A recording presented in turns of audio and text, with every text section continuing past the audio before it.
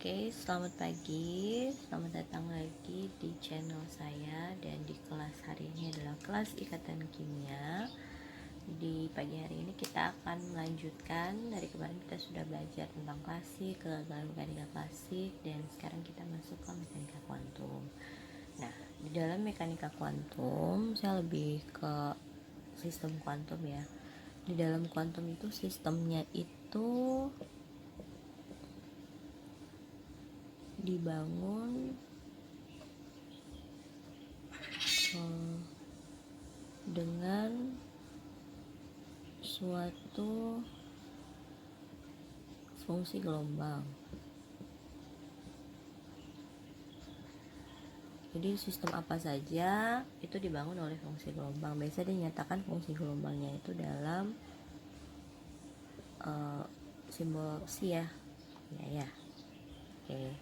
Nah, tujuan dari menggunakan mekanika kuantum tuh tak lain dan tak bukan adalah untuk menurunkan atau menyelesaikan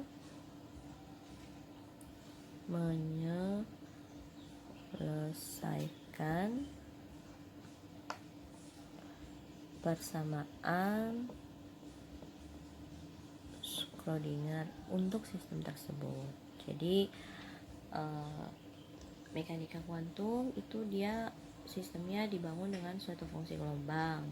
Terus dalam mekanika kuantum tersebut, kalau menggunakan mekanika kuantum berarti dia menyelesaikan persamaan Schrödinger untuk sistem tersebut.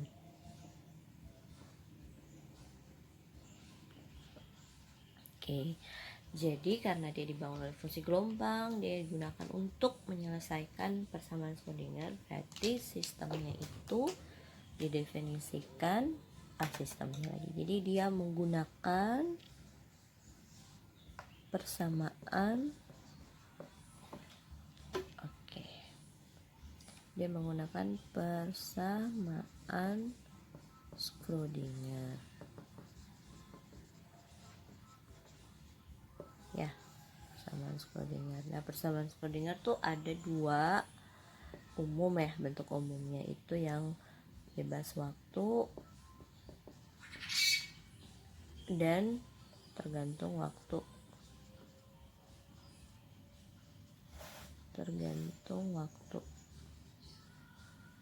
Oke, yang ini saya tidak bahas karena masih pelajaran untuk strata 1, jadi saya cuma mau membahas untuk yang bebas waktu. Ya, yang paling umum sajalah. Bebas waktu itu bentuk umumnya itu seperti apa? Yang bentuknya sering kita lihat itu Hapsi sama dengan Fc. Pasti banyak yang sudah pernah melihat atau mendengar atau membaca, bukan membaca sih, melihat saja persamaan Schrödinger itu ya. Nah, tujuan dari mekanika kuantum tak lain dan tak bukan untuk menurunkan persamaan Schrödinger untuk sistem tersebut. Jadi sistemnya dibangun dengan fungsi gelombang yang ada begitu, atau nanti kita cari fungsi gelombangnya. Terus hukum yang paling sangat mendasari itu adalah persamaan Schrödinger. Nah, salah satu persamaan Schrödinger dibagi dua, itu persamaan yang bebas waktu dan tergantung waktu. Yang akan kita pelajari di sini hanyalah yang bebas waktu karena dia tidak tergantung berapa lama, tapi dia bebas waktu seperti itu. Oke, kita lanjut. Untuk sistem tuh ada banyak sekali, terserah kita mau mendefinisikan sistem kita seperti apa. Nah, untuk penyelesaian persamaan Schrödinger di atas kertas itu bisa dilakukan untuk partikel 1 dimensi, 2 dimensi, 3 dimensi, dan juga atom hidrogen. Nah, hingga sampai saat ini tahun 2020 yang saya ketahui ya, kalau memang saya ada salah silakan dikorek, mungkin sudah ada yang menemukan, tapi yang saya tahu belum ditemukan. Jadi untuk perhitungan di atas kertas secara analitik, secara pikiran manusia ya baru sampai di sistem atom hidrogen. Nah, untuk partikel 1 dimensi, 2 dimensi, dan 3 dimensi sama saja, cuma nanti penambahannya di sumbunya ya. Nah, kalau untuk atom hidrogen nanti kita akan bahas sampai di situ. Dan untuk hari ini kita akan belajar tentang penurunan persamaan Schrödinger untuk sistem satu dimensi. Oke, jadi misalnya di sini ada gambar ya, di sini ada satu elektron ya, yang bergerak gitu ya, bergerak satu dimensi. Artinya kita memaksakan elektron tersebut hanya bergerak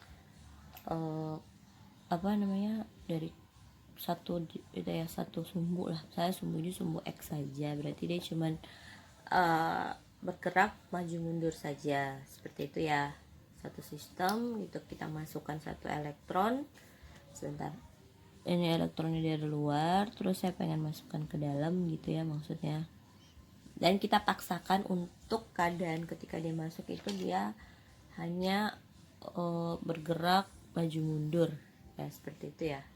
Ya, kita pengen ya biar kelihatan. Jadi elektronnya di atas itu saya pengen masukkan ke dalam sebuah batang apa begitu ya, PB atau apa ya, misalnya ini batang PB aja deh biar ngerti ya.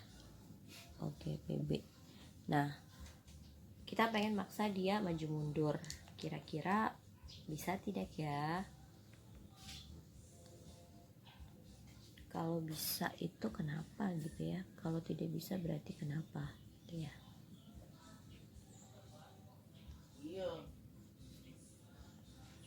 A few moments later. Oke, jawabannya itu ketika kita memasukkan elektron ke dalam suatu batang yang mengandung atom gitu ya. Jadi kayak misalnya kita pengen masukkan dia ke Fe atau ke Pb seperti yang dicontoh di gambar, itu elektronnya itu tidak bisa maju mundur untuk kenyataannya ya. Untuk kenyataannya itu kondisi ini itu tidak mungkin. Kenapa tidak mungkin? Karena ketika dimasukkan atau ditembakkan lah maksudnya si elektronnya itu ke dalam batang PB ini, kan PB sudah mengandung elektron juga ya. Nah, elektron dalam itu kan pasti bergerak juga kan di dalam ya. Ada elektron apa begitu. Elektron 1 dan sampai kesekian sesuai nomor atomnya gitu kan, ada elektron di sini karena dia logam. Berarti kan agak rapet gitu ya, tapi dalam keadaan dia bergerak begitu. Nah, atom-atom tersebut kan sudah ada di batang PB tersebut. Ketika saya masukkan elektron ke dalam, maka elektron yang saya masukkan itu pasti akan tolak menolak dengan elektron yang sudah ada di dalam ya. Jadi pas dimasukkan, dia tidak mungkin maju tiba-tiba masuk langsung ini daerah kekuasaan saya, kalian semua harus di samping atau di pinggir, saya di sini dan saya harus maju mundur gitu istilah elektronnya. Tapi kenyataannya tidak bisa, karena elektron yang sebelumnya bawaan dari batang PB-nya tersebut juga punya hak yang sama dengan yang akan datang gitu kan. Jadi pasti tembakan masuk ya, pasti elektronnya akan saling tumbukan dan akan bergerak ke mana saja, seperti itu ya. Nah, kalau dia kocar-kacir jalannya, berarti kita tidak bisa memaksakan satu elektron itu bisa gerak maju mundur seperti yang dinyatakan dalam penyelesaian Schrödinger untuk satu dimensi. Oke, karena tidak mungkin, tapi para ilmuwan itu maksa saja lah, istilahnya kayak harus bisa, elektronnya harus maju mundur saja. Jadi seolah-olah dia di dalam ruang kosong dan gerakannya maju mundur, seolah-olah dia sendiri dan tidak ada saudara-saudara angkatnya yang sudah ada di tempat tersebut ya. Jadi kalau pertanyaannya mungkin tidak satu elektron itu dia akan maju mundur secara satu dimensi, tidak mungkin. Tapi karena untuk mendapatkan bagaimana penyelesaian untuk sistem satu dimensi ya kita mungkinkan saja. Nah, kemungkinannya itu dengan persyaratan apa saja? Harus ada persyaratan ya untuk dia mungkin. Pertama itu tidak ada gesekan ya, atau friction. Kemudian tidak ada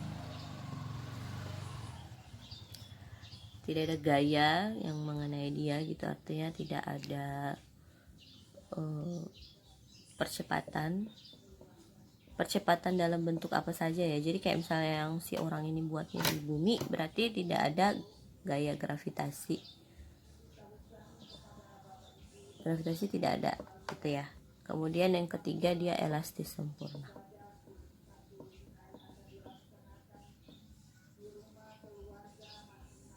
Oke.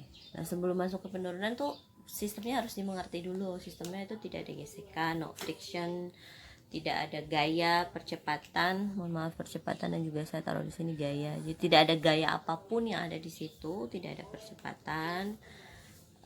Kemudian kalau tidak ada gaya berarti kan tidak ada percepatan ya. Berarti sistemnya ideal begitulah. Kemudian dia elastis sempurna.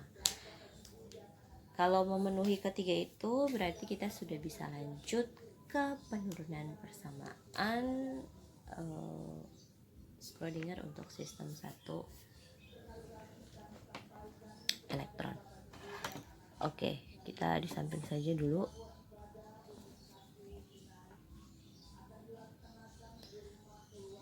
Ya, untuk sistem satu partikel, mohon maaf. Untuk sistem satu partikel ini satu dimensi begitu. Itu pertama kita akan mendefinisikan energi total dulu dari sistem. Jadi energi totalnya itu kan kinetik ditambah potensial ya kan ya. Nah, kita mendefinisikan sistem. Jadi sistem itu energi totalnya itu kinetik ditambah potensial. Nah, di sini itu potensial dianggap 0. Kenapa 0? Karena tidak ada gaya, tidak ada gravitasi. Kan gravitasi itu kan potensial itu kan MGH. Kalau ininya 0 berarti semuanya itu overallnya itu 0 ya. Jadi kembali lagi E itu sama dengan T, karena sudah ada persyaratan ini sebelumnya kan di depan. Oke, selanjutnya karena energi sistem itu hanya mengandung energi kinetik, kan kita udah belajar kalau energi kinetik itu kan setengah mv kuadrat ya. Oke, kita lihat deh hubungannya dengan momentum M dikali V gitu ya. Nah, kalau misalnya kita ngubah pengen cari V berarti P per M ya. Nah gitu ya. Ya, kita masukkan ini ke sini. Jadinya seperti apa? Ya jadinya saya ambil garis ini, jadinya T sama dengan itu setengah M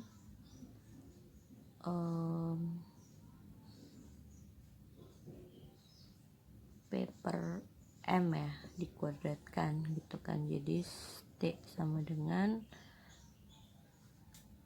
ininya setengah P kuadrat per M kuadrat ya. Berarti sama dengan ini dipotong jadinya setengah M P kuadrat. Jadi gitu ya, setengah 2M. Atau biar kelihatan banget itu berarti setengah dalam kurung P kuadrat per M ya. Berarti sistemnya didefinisikan sebagai setengah momentum dikuadratkan dibagi M seperti. Oke, kita lanjut. Tadi kita sudah definisikan untuk si, kelihatan nggak ya? Kelihatan dong. Untuk T-nya, jadi T itu sama dengan setengah M ya. Setengah M dikali P kuadrat. Kita ubah P-nya itu menjadi operator. Jadi tahap pertama tadi kan kita sudah definisi sistem untuk energi totalnya dan bagaimana penurunan rumus untuk energi kinetik. Kemudian kita pindah ke tahap berikutnya, kita mengubahnya menjadi operator. Nah, operator P itu untuk satu dimensi, misalnya Px, itu didefinisikannya itu H coret per I do per do X, karena dia sepanjang sumbu X kan ya. Nah, karena kita harus mengikuti dia dikuadratkan, berarti ketika dia dikuadratkan itu menjadi ini ya dikuadratkan ya, sama dengan H coret dikuadratkan per I dikuadratkan do kuadrat per do X kuadrat ya. Nah, I itu kan kemarin kita sudah belajari bahwa I itu sama dengan akar dari minus 1. Jadi ketika dia dikuadratkan, jadi nilainya itu minus 1. Berarti operator ini akan berubah menjadi minus H coret kuadrat per 1 do kuadrat per do X gitu ya. Nah, kita masukkan nilai ini kan 1 tidak perlu ditulis ya. Jadi untuk si operatornya itu, Hamiltoniannya itu kita nanti tulis minus H coret kuadrat do, ini bukan 2, ini do kuadrat per do X kuadrat, seperti itu. Nah, setelah kita mendefinisikannya menjadi operator, kita memasukkannya ke persamaan Schrödinger. Persamaan Schrödinger kan H psi sama dengan F psi. Kita ganti yang di sini dengan yang ini. Begitu ya. Tapi sebelumnya jangan lupa yang kita definisikan itu cuma yang P. Tapi untuk energi kinetik ada setengahnya di sini. Jadi yang akan kita masukkan itu adalah minus H coret kuadrat per 2M do kuadrat per do X kuadrat psi sama dengan Fc. Jadi untuk persamaan